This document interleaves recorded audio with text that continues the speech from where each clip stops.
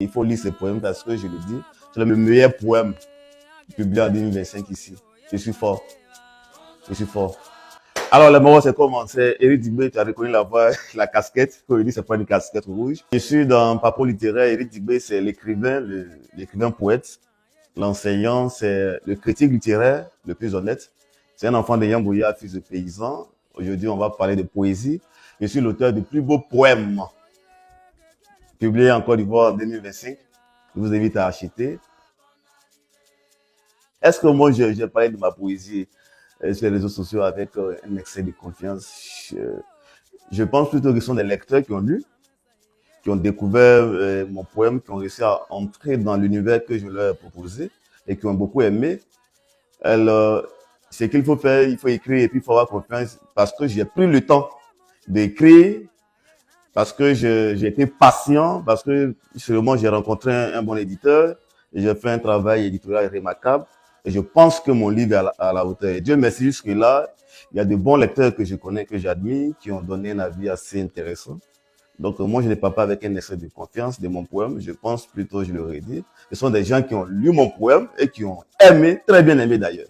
La particularité, peut-être, c'est au lecteur de me dire, déjà que néo-oraliste, il y a néo et puis il y a oraliste, il y a l'oralité qui est, on va dire, le fondement ou bien le support, tout ce qui va avec de notre poésie.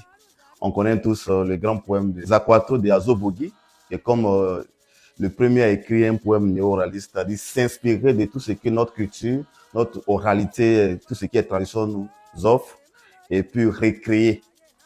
Ma particularité, je ne sais pas, mais je pense que j'essaie d'ouvrir de nouveaux rivages, de créer de nouveaux espaces, parce que j'ai lu beaucoup de poèmes qui s'inscrivent dans cette mouvance-là, mais je pense que les gens n'arrivent pas à prendre le matériau traditionnel et le recréer. J'ai lu beaucoup de poèmes qui sont, on va dire, dans ce style-là, je l'ai dit tantôt, mais les gens prennent le produit brut et n'arrivent pas à recréer. Et moi, je crois que mon poème, justement, c'était ça le travail. C'était d'essayer d'étrangériser le langage ordinaire, c'est ce qui fait la poésie. Donc, j'ai ajouté peut-être une nouvelle pierre à tout ce qui on a lu jusque-là. Et puis, je crois, j'espère, je suis arrivé jusqu'où je voulais. Non, il n'y a pas de code établi. Un écrivain, s'il y a un code établi, c'est là que ce n'est plus de l'art. Que ce soit en poésie, en roman, c'est vrai, le code, c'est pour les grammairiens, ou bien le code, c'est pour les universitaires. Mais l'écrivain, il écrit, il crée. Il n'y a pas de code établi. Si cette poésie est partout en Afrique, je ne sais pas, je n'ai pas lu tous les poèmes ou bien toute la poésie africaine, mais je sais que l'oralité fait partie de notre manière de dire le monde, de nommer les choses, tout ce qui habite le monde. Donc, c'est ce que je peux dire. Déjà, notre art, notre littérature, on s'inspire beaucoup de tout ce qui est tradition. Nos parents étaient on va dire, des hommes livres.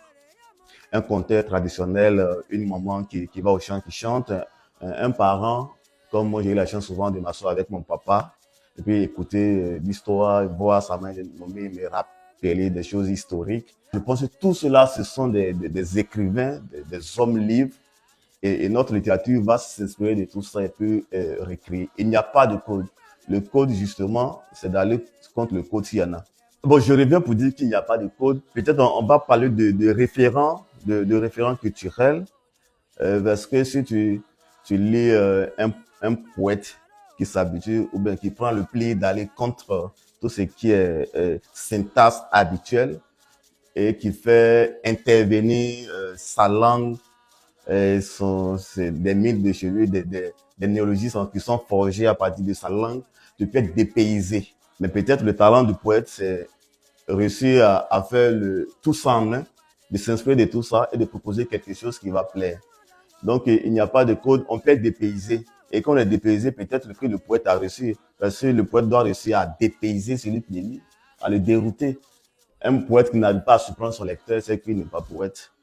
Peut-être tu veux parler d'une poésie qui serait opaque, qui serait comme on aime à l'employer ici, qui serait hermétique. Je pense qu'un poème, il y a plusieurs niveaux de lecture.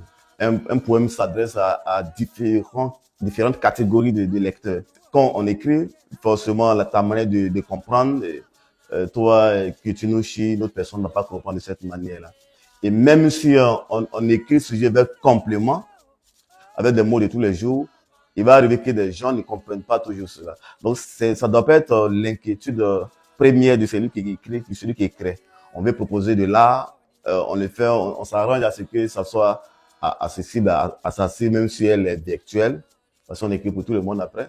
Mais on sait qu'il y a cette, je sais pas si je dois, cette, je sais pas, allégation ou bien ce préjugé qui court, qui colle à la peau de la poésie.